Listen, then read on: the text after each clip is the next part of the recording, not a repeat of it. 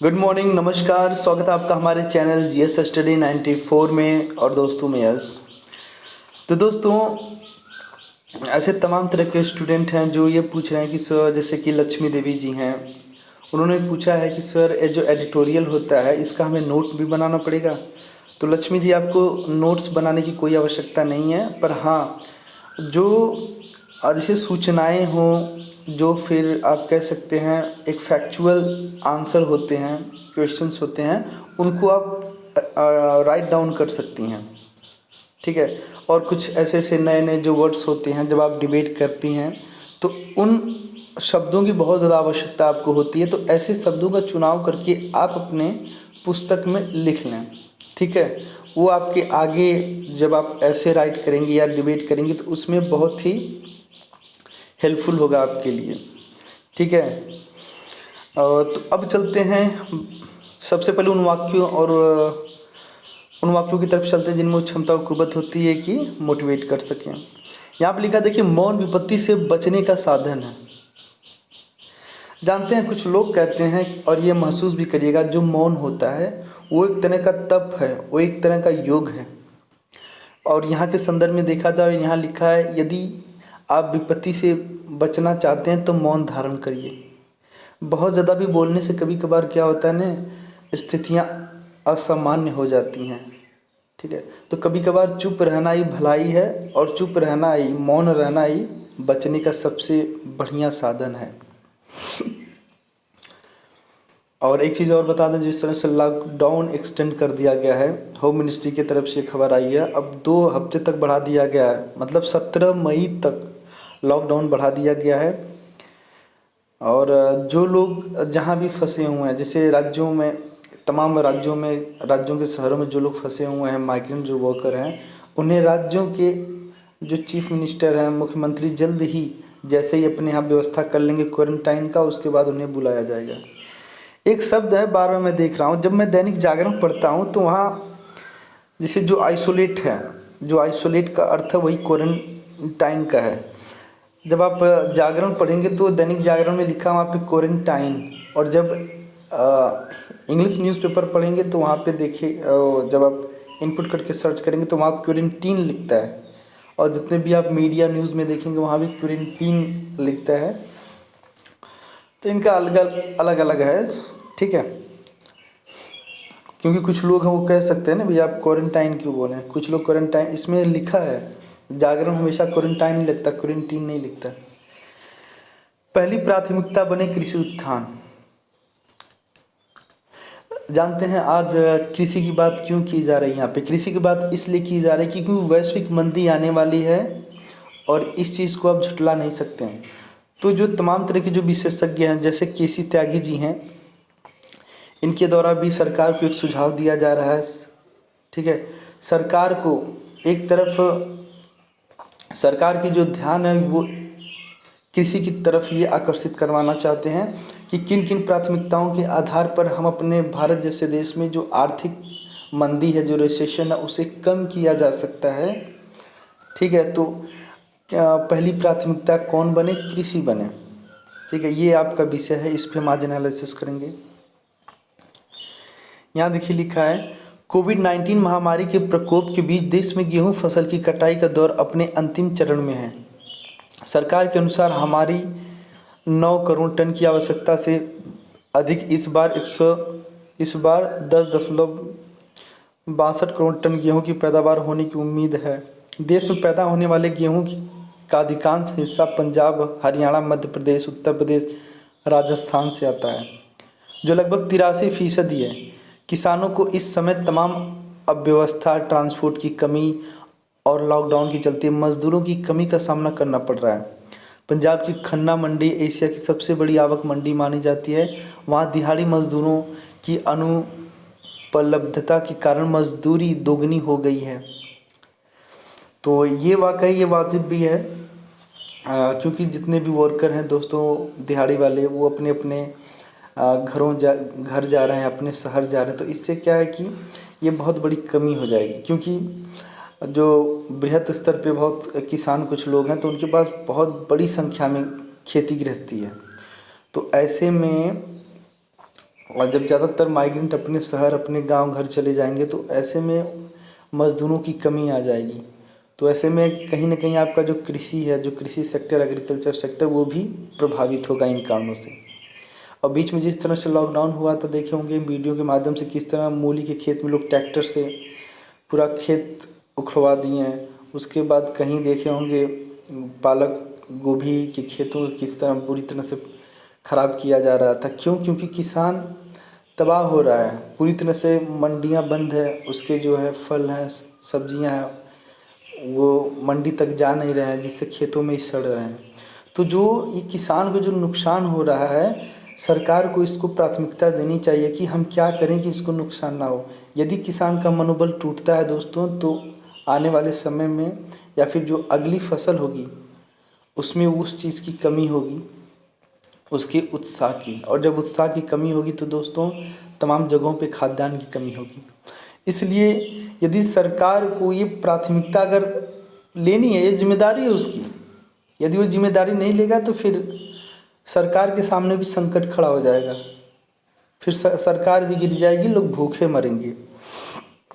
दिल्ली की आज़ादपुर मंडी भी कई समस्याओं से दो चार है, जो उत्तर भारत का फल फूल और सब्जी का सबसे बड़ा व्यापार केंद्र है। यहाँ कुछ लोग कोरोना संक्रमण से ग्रस्त पाए गए हैं। उधर उद्योगों के बंद होने से खली चोकर आदि की उपलब्धता बाधित हुई, जिससे जानवरों का चारा महंगा हो गया। चिकन अंडे के व्यापार में शामिल किसानों की दुर्गति भी कम नहीं है। धार्मिक केंद्रों के बंद होने के कारण फूलों की फसल भी खेतों में सड़ रही है। सेब, स्ट्रॉबेरी, आम आदि फल आवाजाही की कमी के कारण बाजार में नहीं आ रहे हैं। इन सब के अलावा गेहूं में नमी बताकर एमएसपी में लगभग 100 से 200 रुपये प्रति क्विंटल की कटौती की जा रही है। सोचिए, एमएसपी होता है minimum support price. Minimum support price होता है दोस्तों जो सरकार के द्वारा एक मानक निर्धारित किया जाता है कि आप इससे नीचे दाम पर इन फसलों को नहीं बेचेंगे। पर आप देख सकते हैं 100 से 200 रुपया नीचे किस प्रकार से फसलों को बेचा जा रहा है। इस लेख में 100 से 200 लिखा गया है, पर आज आपको मैं ग्राउंड रिपोर्ट की वास्तविकता बता दूं। 5500 एमएसपी जो आपका निर्धारित है मानक, उससे नीचे बेचा जाता है। ऐसी ही खबरें सरसों किसानों की भी है, जहां एमएसपी पर लगभग 400 रुपये प्रति क्विंटल की कमी एवं घटतौली की खबरें सामने आई है। पर दोस्तों आप बताइए, जिस प्रकार से एमएसपी कम किया जा रहा है, क्या जो किसान ने अपना लागत लगाया था, क्या लागत भी कोई कम कर सकता है? लागत तो उतनी आनी है जितना वो पहले किया था। तो ऐसे में ये जो नुकसान हो रहा है, नुकसान की भरपाई कौन करेगा? यदि सरकार आज यहाँ पे अपनी जिम्मेदारी नहीं लेती है, प्राथमिकता नहीं देती है एग्रीकल्चर को और किसानों को, मज़दूरों को, तो आने वाले समय में ये सिचुएशन सरकार नहीं फेस कर पाएगी। क्योंकि कहीं न कहीं जिस तरह से हमारे देश के किसान उपेक्षित हो रहे हैं, चाहे बिचौलिए के कारण, चाहे इस लॉकडाउन के कारण, इस पे एक कुछ नया स्ट्रेटजी निकालना पड़ेगा जिस वजह से इनकी समस्याएं कम हो। घटतौली की खबरें सामने आई हैं। जाहिर है सरकार द्वारा एमएसपी के अतिरिक्त 50% का लाभकारी मूल्य का वादा भी घोषणा पत्र का हिस्सा मात्र बनकर रह गया है। अच्छी शिक्षा, अस्पताल, सड़क और जीवन यापन के अन्य साधनों के अभाव में ग्रामीण आबादी का बड़ा हिस्सा जिस आशा के साथ गांव से शहर की ओर चला आया था, कोरोना संकट और लॉकडाउन ने उसकी सारी आशाओं पर पानी फेर दिया।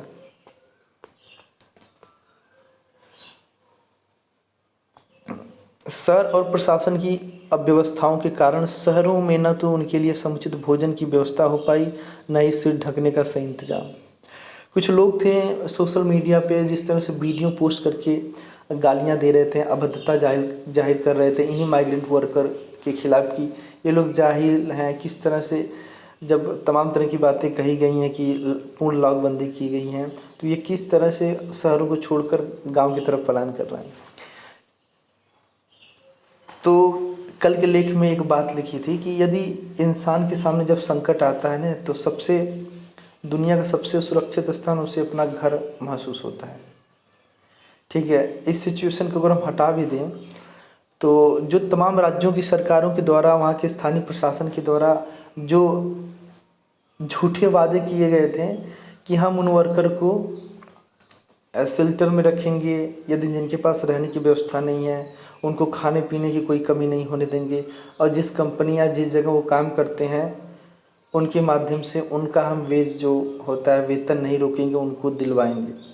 ये सब कपोल कथाएं थीं, ऐसा कुछ भी नहीं हुआ है। अगर हुआ भी होगा तो उनके साथ हुआ होगा जो मल्टीनेशनल कंपनी में काम किए होंगे।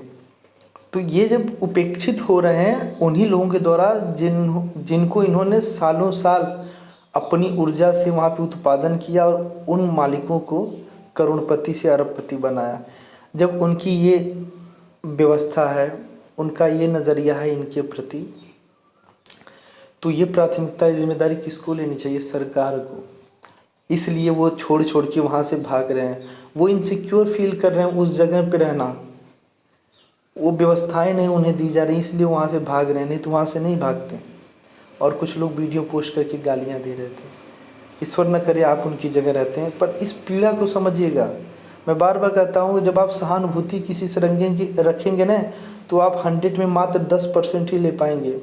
जब आप समानुभूति लेंगे, देखिए सहानुभूति समानुभूति जो दो शब्द बहुत बड़ा अंतर है। सहानुभूति का अर्थ है कि जो आप रो रहे हैं, कुछ कह रहे हैं, मैं आपके प्रति थोड़ा सहानुभूति होकर आपके प्रति दुख व्यक्त करता हूँ। पर समानुभूति जो पीड़ित है, जिस तरह उसके ऊपर अत्याचार हुआ है, उस चीज़ को मैं भी समानुभूति के द्वारा अनुभव कर रहा हूँ, वो होता है समानुभूति।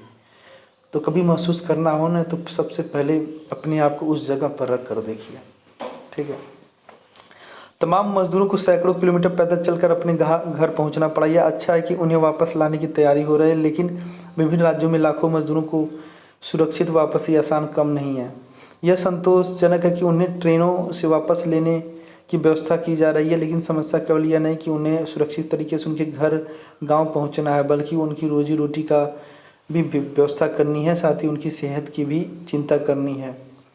जी हाँ दोस्तों, ये बहुत बड़ी समस्या है कि जिस तरह से दिल्ली, मुंबई, सूरत, अहमदाबाद, हैदराबाद, बेंगलुरु से तमाम माइग्रेंट वर्कर आएंगे प्रदेशों में, उसके बाद उनके रहने खाने की व्यवस्था और उनके वेतन की व्यवस्था कैसे किया जाए, उन्हें रोजगार कैसे दिया जाए, अन्यथा आने वाले समय में बहुत बुरी बदतर हालात होंगे बेरोजगारी का। क्योंकि पहली बार एक समय है कि पूर्णबंदी के माध्यम से पूरा पृथ्वी पूर्णबंदी किया गया और जो लोग जहाँ जहाँ भी हैं, चाहे विदेशों में चाहे देश के किसी कोने में, लोग अपने अपने घर जाने की पहली प्राथमिकता दे रहे हैं। लाखों मजदूरों की वापसी के बाद ग्रामीण अर्थव्यवस्था पर लोगों की निर्भरता और बढ़ेगी। यदि यह किसी से छिपा नहीं कि ग्रामीण अर्थव्यवस्था पहले से समस्याओं से घिरी है। अब जब ये लोग देखिए गांव अपने अपने समाज आएंगे, अपने अपने घर आएंगे, तो ये पहली प्राथमिकता जानते किसको देंगे? जो कृषि से संबंधित है, जो मछली पालन है, पशु पालन है, ठीक, सुअर पालन है, ये इन सारी चीज़ों को प्राथमिकताएं देंगी। और आप लोगों को भी पता है कि इन व्यवस्थाओं को लेकर किस प्रकार से तमाम तरह की बातें की जा रही हैं। मौजूदा हालात को देखते हुए यह आवश्यक है कि संपूर्ण व्यवस्था पर पुनर्विचार किया जाए। गांधी जी स्वतंत्रता आंदोलन के दौरान ग्राम स्वराज की आवश्यकताओं पर जोर देते थे। देश के पहले प्रधानमंत्री जवाहरलाल नेहरू से उनका नीतिगत मतभेद भी था, जो रूसी क्रांति से प्रभावित होकर ऐसे बड़े उद्योगों के निर्माण एवं विस्तार की व्यवस्था में लगे हुए थे जिनमें रोजगार की संभावनाएं कम थीं और आर्थिक निवेश की गुंजाइश अधिक। वहीं गांधी जी गांव को स्वावलंबी बनाने के पक्षधर थे और कम धन लगाकर छोटे उद्योग में अधिक रोजगार के पक्षधर थे। अभी भी समय है कि हम गांधी जी के बताए रास्ते पर चल सकते हैं। आज भी हमारी अर्थव्यवस्था का मूल आधार कृषि है, जो छोटे उद्योगों के लिए कच्चे माल की ज़रूरतों का लगभग 70% की आपूर्ति करती है। कृषि क्षेत्र अब भी लगभग 50% की आबादी को रोजगार देता है। आमतौर पर पाया गया है कि जब भी ग्रामीण व्यवस्था में किसी तरह का संकट पैदा होता है तो उद्योग धंधे की भी प्रभावित हो जाते हैं। इसी तरह जब कृषि की हालात सुधरती है तो औद्योगिक उत्पादन भी बढ़ना शुरू हो जाता है। इसलिए गांव कृषि के विकास को प्राथमिकता देने पर विचार किया जाना चाहिए। एक तरह से संकट का यह समय एक अवसर भी है। हमारी प्राथमिकताओं में पहले खेती बाड़ी, फिर लघु उद्योग और फिर भारी उद्योग होने चाहिए। साफ है कि खेती और उससे जुड़े कार्यों में निवेश बढ़ाने की महती आवश्यकता है। विभिन्न वाणिज्यिक संगठन जैसे फिक्की, CII, एसोचैम, आदि संस्थाओं ने औद्योगिक प्रतिष्ठानों के लिए राहत पाने की लंबी फहरिस्त सरकार के समक्ष रखी है। सरकार की तरफ से राहत का आश्वासन भी मिला है। यह भी प्रतीत होता है कि सार्वजनिक शिक्षा एवं स्वास्थ्य पर भी सरकार विशेष ध्यान देनी शुरू होगी। मौजूदा संकट के दौर में जब कृषि अर्थव्यवस्था गरीबी और भुखमरी को पराजित कर विदेशी मुद्रा का उपार्जन भी कर रही है, तब इस क्षेत्र में व्यापक बदलाव और निवेश की आवश्यकता है। पूरे ग्रामीण भारत में कृषि संकट का एक बड़ा कारण मानसून पर निर्भरता है। कभी सूखा तो कभी बाढ़ संकट पैदा होता है। लिहाजा फिजूल के मदों में कटौती कर सिंचाई क्षेत्र का दायरा बढ़ाने की आवश्यकता है, जो फिलहाल 35 से 40% ही है। एमएसपी मूल्यांकन की प्रक्रिया लंबे समय से दोषपूर्ण बनी हुई है। पिछले 4 वर्षों से गन्ना के दामों में कोई बढ़ोतरी नहीं हुई है। क्या यह नीति निर्माताओं के चिंतन का विषय नहीं होना चाहिए? सबसे ज़्यादा राज्यों सरकारों के द्वारा अगर कोई उपेक्षित होता है तो दोस्तों वो गन्ना किसान है। गन्ना किसान का जो वेतन होता है, पेमेंट होता है, जो उनकी भुगतान राशि होती है, वो 2-2 साल 4-4 साल तक लंबित होता है। सोचिए तो कैसे जो किसान है कृषि करे, क्योंकि सरकार के द्वारा जो उन्हें उपेक्षित किया जा रहा है, उनको नज़रअंदाज किया जा रहा है, तो कहीं न कहीं उनका जो उत्साह होता है, उनकी जो मेहनत होती है, वो महसूस वो करने लगते हैं कि हम गलत जगह कर रहे हैं। यही कारण था कि दोस्तों एक बड़ी संख्या में किस तरह से लोग गाँव से शहरों की तरफ पलायन किए, शहरों से विदेश की तरफ पलायन किए। यही कारण था मेन। हीरे व्यापारियों के लिए 1000 करोड़ रुपए की कस्टम एवं अन्य ड्यूटी भी ढील दी जाती है, तो क्या हम एमएसपी का सही मूल्यांकन कर उसे प्रभावी ढंग से लागू नहीं कर सकते हैं? चाहे देखिए मुग़लों का ज़माना रहा हो, चाहे ब्रिटिश का ज़माना रहा हो, चाहे आज का ज़माना रहा हो, यदि कहीं किसी को लूटा गया, प्रताड़ित किया, मारा गया, तो हर दौर में किसान ही था। मालगुजारी के माध्यम से उसे मारा गया, उसकी खेती, उसका मेहनत, ऋण उससे लिया गया। ये हाल था। आज भी वही स्थिति विद्यमान है, कुछ भी फर्क नहीं आया है। आज महामारी के बावजूद अपना देश खाद्यान्न संपन्न है तो सिर्फ किसानों के कारण। इसलिए समय आ गया कि अपनी खाद्य सुरक्षा को और सुदृढ़ करने के लिए किसानों के खेतों से ही अनाज की खरीदारी की जाए और पर्याप्त संख्या में warehouse and cold storage की व्यवस्था बनाई जाए, ताकि प्रत्येक वर्ष हज़ारों टन अनाज की बर्बादी पर रोक लगाई जा सके। आप ये बताइए, क्या ये सरकार ये चीज़ नहीं जानती है? क्या सरकार को नहीं पता है कि स्टोरेज न होने की वजह से लाखों टन अनाज किस तरह से ख़राब हो जाते हैं, लाखों टन अनाज बर्बाद हो रहे हैं बारिश से, खुले कह सकते हैं कि जानवरों से, चूहों से? क्या ये संज्ञान बार बार नहीं सौंपा गया है सरकार को? सरकार सब जानती है, पर सरकार हमेशा वहाँ पे इन्वेस्टमेंट करती है जहाँ पे उससे बहुत ज़्यादा रिटर्न मिलता है। ये वास्तविकता है, इसे आप याद रखिएगा। जो मंत्री ज़्यादा कमा के देता है ना जिस डिपार्टमेंट से, उसे पहली प्राथमिकता दी जाती है। ये हर जगह वास्तविकता है। इससे किसानों को उनके उत्पादों के सही दाम भी मिल सकेंगे। इन प्रयासों से भारत अपनी अर्थशक्ति को दुगनी ताकत देने में कामयाब हो सकता है, जिसका उल्लेख प्रधानमंत्री ने कई अवसरों पर किया है। तो मैं आपको बता दूं, आज इस लेख का जो मतलब है, जो उद्देश्य है यहाँ पर बताने का, इस लेख का उल्लेख दोस्तों ये है कि जब आप किसी से बात करें आज के दौर में कि जिस तरह से भारत में रिसेशन आ रहा है, आ चुका है, और तमाम तरह की कंपनियां बंद हो चुकी हैं, तो क्या किया जाए कि जिससे भारत में जो रिसेशन है, जो मंदी है, वो कम हो जाए? तो आप सीधे सीधे कहिएगा, पहले जो प्राथमिकता है कृषि को देना चाहिए, क्योंकि यदि आज हमारे देश में लोग खाने के लिए नहीं मर रहे हैं तो किसानों के देन है।